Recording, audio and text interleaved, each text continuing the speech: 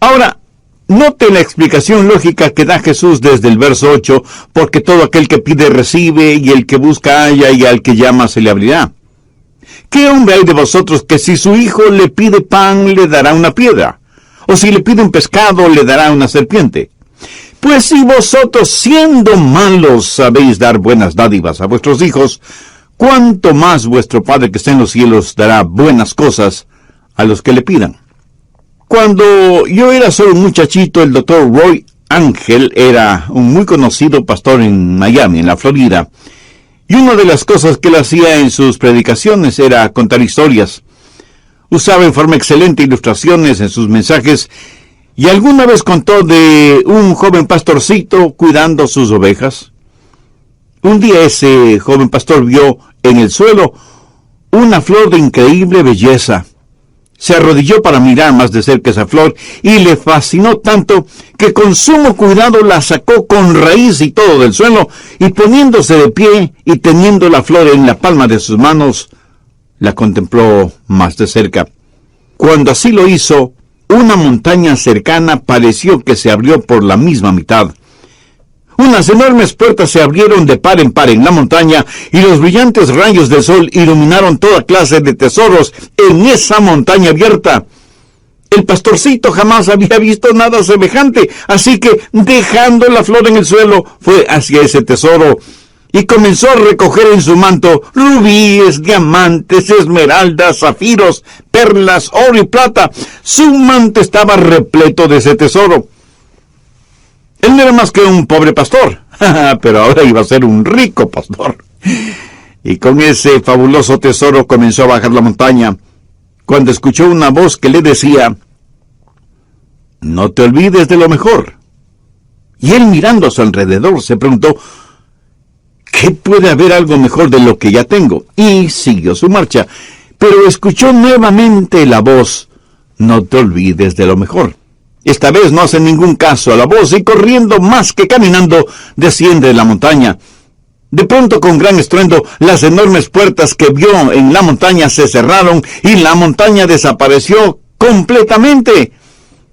Y el momento que la montaña desapareció, también desapareció el fabuloso tesoro que creía tener en su manto. Y volvió a escuchar la voz que le dijo: lo mejor era la flor, porque la flor era la llave para abrir la montaña, y tú dejaste esa flor allá en el suelo, en la montaña. Por supuesto, es solo una ilustración, un cuento, una fábula, una parábola. Usted llámela como quiera llamarla, pero escuche, lo mejor, la llave para abrir todos los tesoros del cielo es la oración. No se olvide de lo mejor. Jesús dijo: pedid y se os dará, buscad y hallaréis, llamad y se os abrirá. Jesús dice que si pedimos, si buscamos, si llamamos, se nos dará, hallaremos y se nos abrirá. Por lo tanto, no hay sustituto para la oración. Si usted pierde una pierna o un brazo, en la actualidad los puede reemplazar con una pierna o brazo artificial. Hoy por hoy hay sustitutos para la comunicación. Si el teléfono regular falla, hay teléfonos celulares, inalámbricos, emails, Facebook, Twitter, Internet, y quién sabe qué otras cosas más nos depara el futuro. Pero la verdad es que no hay sustitutos para la comunicación. Y ya no es cosa de ciencia ficción que un día de estos los clones sustituirán a los seres humanos. Y sin embargo no hay sustituto para la oración. Ni la elocuencia, ni el intelecto, ni la energía, ni el entusiasmo, ni las buenas intenciones son reemplazo para la oración. Yo creo que el más grande recurso del mundo aún no utilizado es la oración. Se estudia para ver cómo se puede aprovechar la tremenda energía que hay en los relámpagos o en las inmensas olas del océano, o cómo aprovechar más eficientemente la energía solar. Pero la más grande fuente de energía, aún totalmente desconocida por los seres humanos, es la oración ferviente. Y somos unos necios que estamos ignorando esa energía. ¿Por qué la pobreza de muchos cristianos? ¿Por qué la falta de poder en la vida de muchos creyentes? Una sola respuesta: vidas sin oración. Si algún fracaso tenemos en nuestra vida, es el fracaso en nuestra vida de oración. No tendríamos pecados en nuestras vidas que la oración ferviente no hubiera podido ayudar a evitarlos. No hay ninguna necesidad mayor en nuestra vida que desarrollar una vida de oración. Y alguien seguramente me preguntará, Pastor, ¿por qué Dios quiere que oremos? Usted mismo ya nos ha enseñado que el Padre conoce todas nuestras necesidades, aún antes de que nosotros las mencionemos. ¿Por qué pedirle a Dios que haga lo que Él ya ha determinado hacer? Mi amigo, esas son muy buenas preguntas. ¿Por qué? ¿Por qué debemos orar? Escúcheme, cuando oramos, no oramos para informarle a Dios de ciertas cosas. Él las sabe. Tampoco oramos para darle instrucciones a Dios. Cuando oramos, estamos invitando a Dios a conversar con nosotros. ¿Qué quiero decir con esto? Verá, Dios quiere hacer realidad ciertas cosas en nosotros. Y quiere hacer ciertas cosas por medio de nosotros. Y quiere hacer esas cosas si es que nosotros se las pedimos en oración. ¿Por qué Dios nos pide que oremos? Primero, por un factor de compañerismo. Juan 15:7. Si permanecéis en mí y mis palabras permanecen en vosotros, pedid todo lo que queréis, y os será hecho. ¿Qué es lo que Dios quiere que hagamos? ¿Dios simplemente quiere darnos cosas? ¿O quiere Dios tener comunión, compañerismo con nosotros? Dios quiere que tengamos comunión con Él. Por lo tanto, Dios dice que oremos porque por medio de la oración permanecemos en Él y Él en nosotros. Dios puede estar sin nosotros, pero nosotros no podemos estar sin Dios. Cuando usted ora y Dios contesta, usted habita en Él y Él en usted. Somos colaboradores de Dios. Pablo en 2 de Corintios 6:1 dice, así pues nosotros como colaboradores suyos. ¿Lo ve? Hay este factor de la comunión, del compañerismo, de la amistad. Segundo, el factor del desarrollo. No hay nada que pueda ayudarle a crecer como cristiano que la oración. Cuando permanece en el Señor Jesucristo y Él permanece en usted, crecerá espiritualmente en la misma proporción que la que ora. ¿Alguna vez se ha preguntado por qué Dios no contesta sus oraciones inmediatamente? Sencillamente porque Él quiere que usted crezca un poquito más cada día. José es un joven que está tratando de tener una cita con Rosita, así que le invita para que salgan juntos. Ella lo mira unos instantes y piensa, no tiene buenos modales, no es gentil, tiene mal aliento, no se viste adecuadamente, tiene las uñas sucias y sus zapatos están viejos y sucios. Así que Rosita le dice a José, no puedo salir contigo, estoy muy ocupada. Y entonces él piensa, ¿por qué no querrás salir conmigo? ¿Qué podrá hacer? Más tarde le pregunta a un buen amigo suyo, Raúl, quise tener una cita con Rosita, pero ella prácticamente me rechazó. ¿Tienes tú una idea de por qué? Y Raúl, como buen amigo, le dice, ¿quieres que sea completamente honesto con mi respuesta? Por supuesto que sí. Y Raúl, después de respirar profundamente, le dice, mira, José, tienes mal aliento. ¿Cómo que yo tengo mal aliento? No puede ser. José, estoy siendo honesto contigo.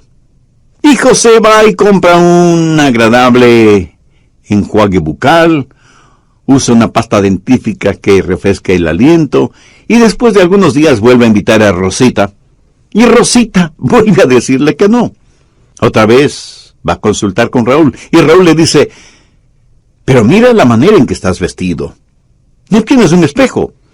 Tu camisa está más que sucia, hueles muy mal, parece que no usas nada contra el mal olor de tus axilas, y mira tus zapatos, más horribles no pueden ser. Después de un par de semanas, José va nuevamente donde Rosita, pero luce diferente. Su ropa está limpia, está bien afeitado y masculinamente peinado. De su cuerpo se desprende un suave olor, como brisa marina. Sus uñas están recortadas y limpias, y sus zapatos parecen de charol. Y le dice: Rosita, ¿quieres salir conmigo? Te invito a tomar unos helados. Y casi no lo pudo creer cuando ella le contestó: José, me dará mucho gusto salir contigo. Y los dos tuvieron una tarde maravillosa. Sí, yo sé que esto es solo una ilustración, pero escúcheme. Algunas veces nos acercamos a Dios y simplemente le decimos: Dios, haz esto. Pero hay algo que Dios quiere que nosotros hagamos primero, y es orar, porque la oración ayuda a desarrollar nuestras vidas. Cuando Dios no nos da algo que le hemos pedido, enseguida preguntamos: ¿por qué Dios no contesta mis oraciones? Y el Espíritu Santo nos dice: porque hay pecado en tu vida, eres egoísta, eres carnal, te interesa más lo temporal y material que lo espiritual y eterno. Mi amigo, marque mis palabras. Hay un factor de desarrollo en nuestras vidas cuando oramos. Dios nos hace crecer por medio de la oración. Tercero, el factor de la dependencia en la oración.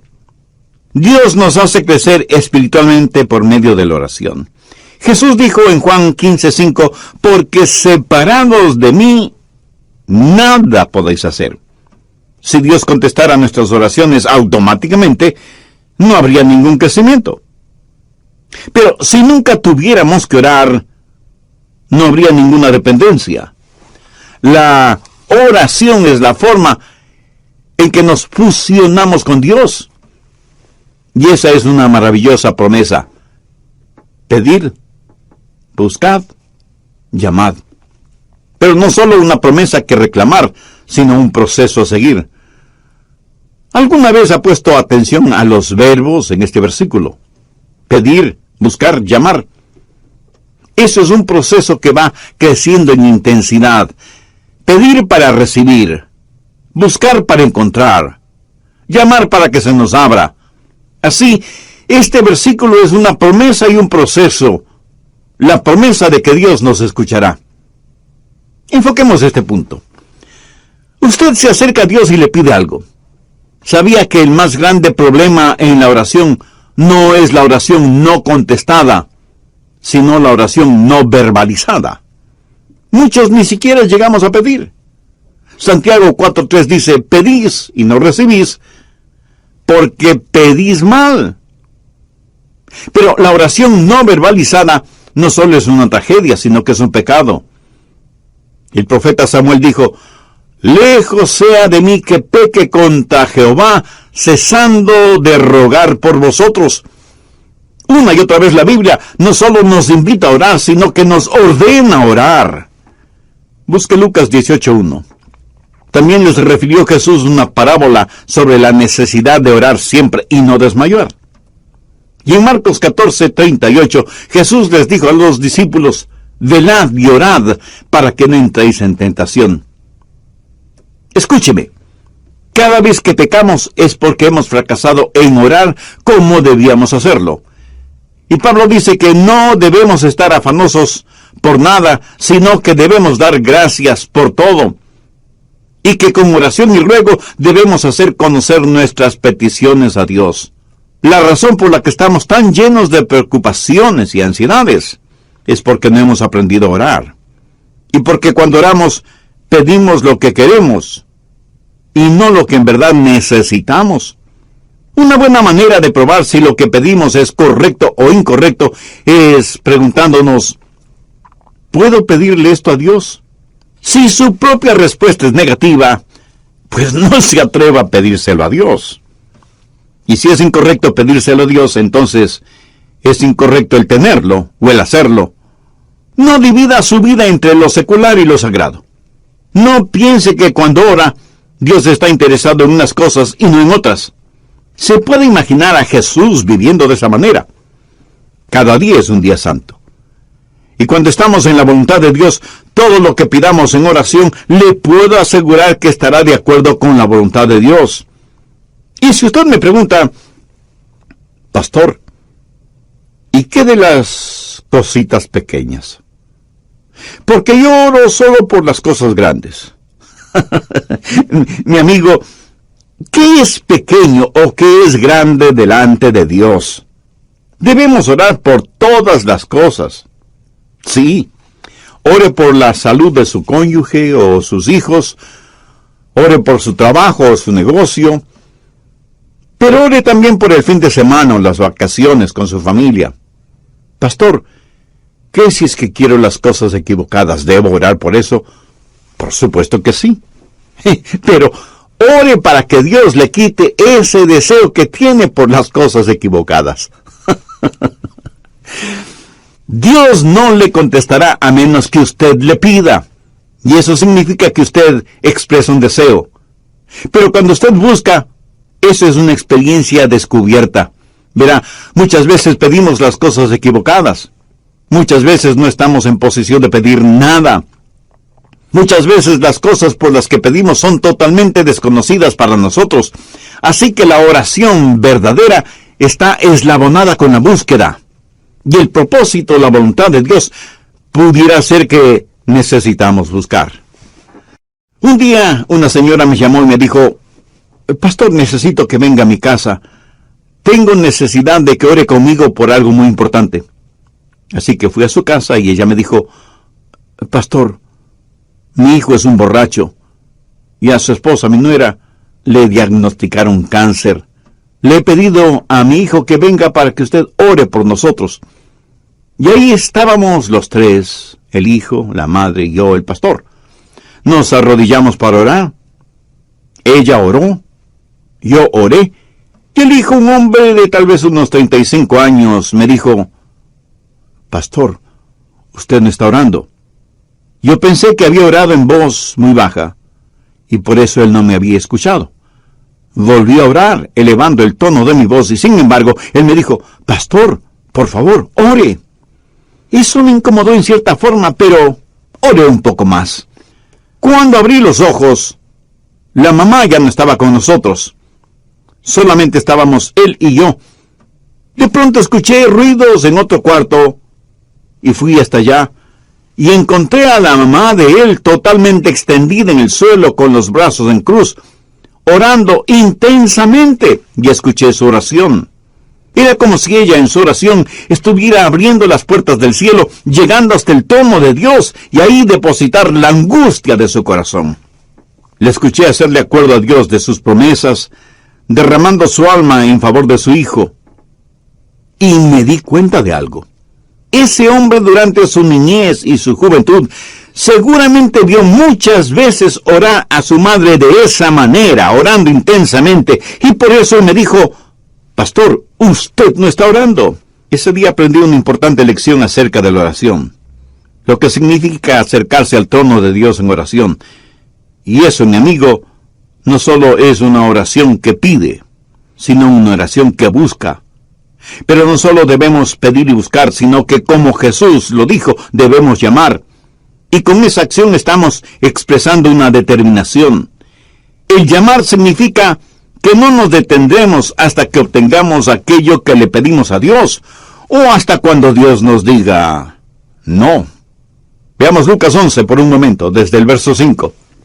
Les dijo también, ¿quién de vosotros que tenga un amigo va a él a medianoche y le dice, Amigo, préstame 3 panes, porque un amigo mío ha venido a mí de viaje, y no tengo que ponerle delante? Y aquel respondiendo desde adentro le dice, No me molestes, la puerta ahí está cerrada, y mis niños están conmigo en cama, no puedo levantarme y dártelos. Os digo que aunque no se levante a dárselos por ser su amigo, sin embargo por su importunidad se levantará, y le dará todo lo que necesite. Esa es la parábola. Ahora mire los versos 9 y 10. Y yo os digo, pedid, y se os dará. Buscad, y hallaréis. Llamad, y se os abrirá. Porque todo aquel que pide, recibe. Y el que busca, halla. Y al que llama, se le abrirá. Ahora usted tiene que entender algo sobre esos tiempos bíblicos. Era totalmente, absolutamente impensable que un amigo viniera a su casa y usted no le brindara hospedaje y alimentación. La hospitalidad es algo sumamente valiosa en el Medio Oriente. Así que un amigo llega a casa de su amigo después de un largo viaje y le dice: Juan, ¿podrías darme albergue esta noche? Y el anfitrión le dice: qué gusto de verte, mi amigo. Por supuesto que puedes quedarte aquí. Siempre eres bienvenido. Pasa, pasa. Mi esposa te preparará algo para comer. Pero la esposa, en voz baja, le dice: pero no tenemos nada que ofrecerle para comer. Y él asimismo en voz baja le dice: no te preocupes, querida, salgo de inmediato a conseguir algo. Y va donde su buen vecino Pedro, aunque ya casi es la medianoche. Golpea varias veces la puerta de la casa de Pedro, hasta que finalmente una voz bastante malhumorada dice: ¿quién es y qué quiere? Pedro, soy Juan, y necesito que me prestes unos pocos panes. Por favor, no me molestes, ¿no sabes qué hora es? Pedro, necesito tu ayuda. Te digo que no me molestes. Ya estoy en la cama con mis hijos. Hagamos un paréntesis. Las casas en esos tiempos eran diferentes a nuestras casas en la actualidad. Por lo general, la parte de abajo, la que para nosotros sería el primer piso, era en verdad un establo. Por la noche ahí ponían a todos los animales para que el calor del cuerpo de todos esos animales abrigara la casa. Una especie de calefacción animal natural. Las familias vivían encima de ese establo y el espacio no era demasiado grande, por lo que todos dormían en un solo cuarto. Y cuando alguien se despertaba y se levantaba, pues despertaba todo el mundo. Y las cerraduras en esos tiempos eran muy complicadas. No era cuestión sencillamente de utilizar la llave. Había que bajar del segundo piso, despertando a todos, cruzar entre los animales, hacer un tremendo ruido quitando las seguridades de la cerradura. Así que para cualquiera no era fácil simplemente bajar y abrir la puerta. Pero Juan insistió e insistió hasta que Pedro, para que no le moleste más, le dio los panes que necesitaba. Lo hizo no necesariamente porque Juan era su buen amigo, sino porque Juan fue insistente. No aceptó un no como respuesta. Y de eso está hablando Jesús, de la persistencia en la oración. ¿Cuántos de nosotros oramos de esa manera? Note que en este versículo los verbos están en tiempo presente, lo cual significa manténganse pidiendo, manténganse buscando, manténganse llamando. La oración no es una carrera de velocidad, más bien es una larga maratón. En el Evangelio de Lucas capítulo 18, Jesús también habló acerca de una viuda que fue donde un juez injusto, buscando justicia. Este juez no tenía miedo de Dios ni de los hombres. Era un ateo, un juez ególatra. Y la viuda venía una y otra vez porque necesitaba hablar con el juez. Finalmente el juez falló a favor de la viuda porque, como ese juez mismo lo dijo, no quiero que me agote la paciencia. Esta ilustración la utilizó Jesús para poner de relieve que si un juez injusto puede actuar de esa manera, ¿cómo un juez justo no va a escuchar nuestras oraciones? Dios no es como un juez injusto. Y si Dios, el juez justo, nos contesta, no es para librarse de nosotros antes de que se le acabe la paciencia. Dios quiere que persistamos en la oración porque Él está haciendo algo en nosotros y por medio de nosotros. Y siempre vamos a encontrar a Jesús enseñando la persistencia en la oración. Y sea que usted lo entienda o no, es una enseñanza bíblica. Permítame también mencionar a la mujer sirofenicia que desde lo que es hoy el Líbano se acercó a Jesús para buscar ayuda para su hija que estaba poseída por un demonio. Es profundamente interesante la conversación de Jesús con esa mujer griega. Vayamos al capítulo 7 de Marcos, desde el verso 26. La mujer era griega y sirofenicia de nación, y le rogaba que echase fuera de su hija al demonio. Pero Jesús le dijo: deja primero que se sacien los hijos, porque no está bien tomar el pan de los hijos y echárselo a los perrillos. Respondió ella y le dijo: sí, Señor. Pero aún los perrillos debajo de la mesa comen de las migajas de los hijos.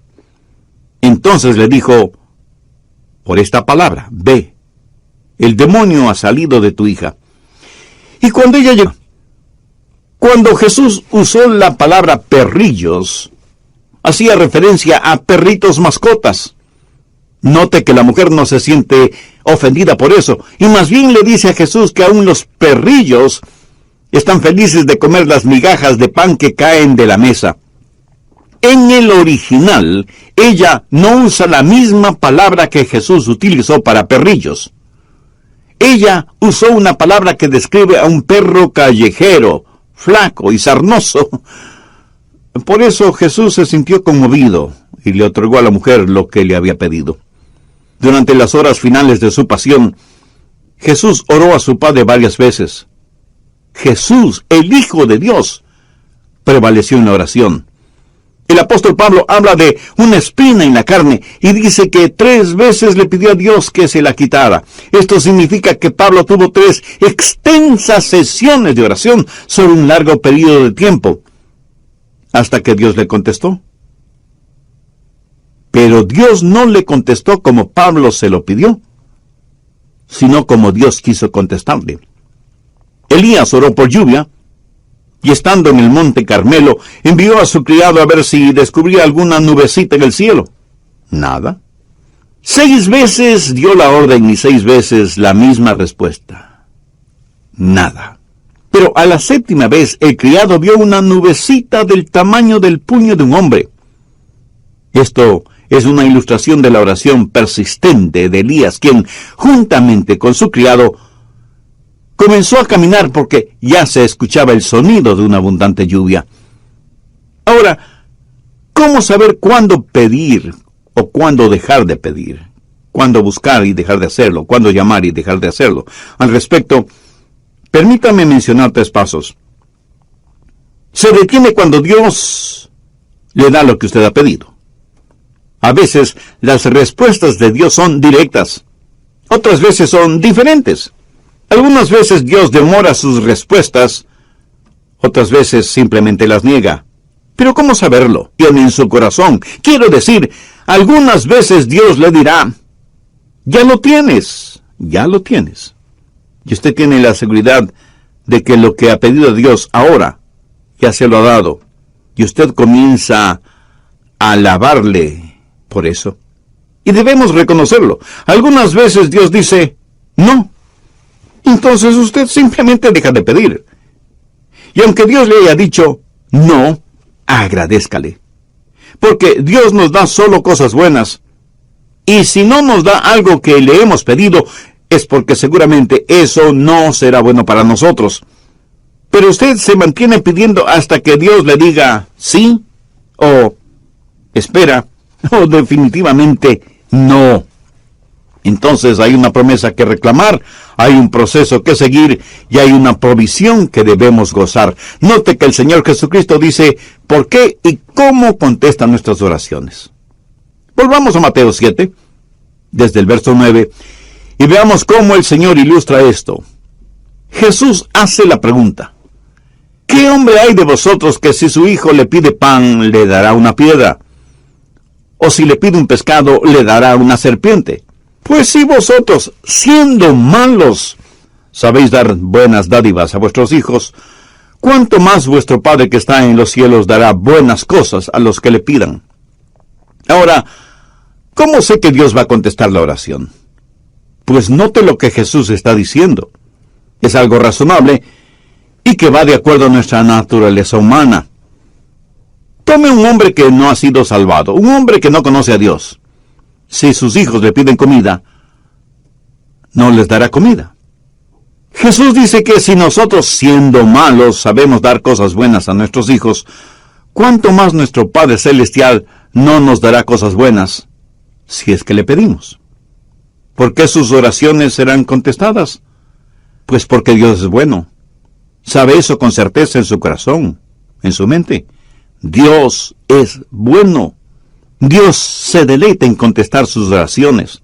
Dios quiere contestar sus oraciones porque nuestro Dios es un buen Dios. Pero Dios no solamente que es bueno, sino que además es sabio.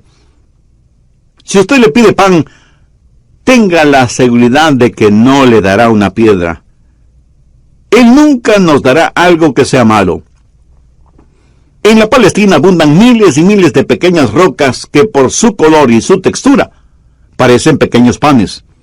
Si usted le pide a Dios pan, Él le dará pan, no una roca que parezca pan. Ahora escúcheme, si usted le pide una roca, Él no le dará una roca.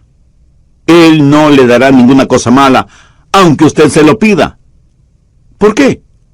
Porque Dios es bueno, sabio y capaz. Yo tuve un padre terrenal a quien amé mucho. Cuando cumplió sus 86 años, pensaba que tenía solo 40.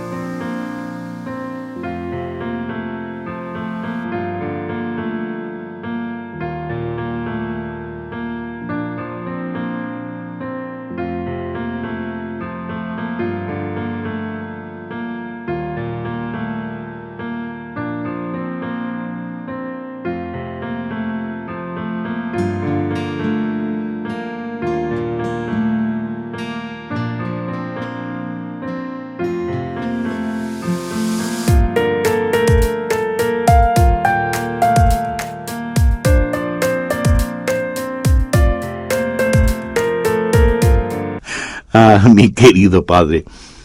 Él tenía sus limitaciones como todos los seres humanos las tenemos. En cambio, mi Padre Celestial no tiene limitaciones. En Él tengo la simpatía de un padre y la soberanía de un rey. Él es un padre. ¿Por qué Dios contesta, escucha mis oraciones?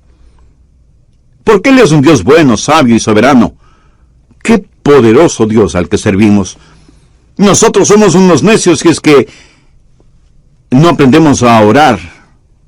Jesús dijo que si pedimos se nos dará, si buscamos lo encontraremos, y si llamamos nos será abierto.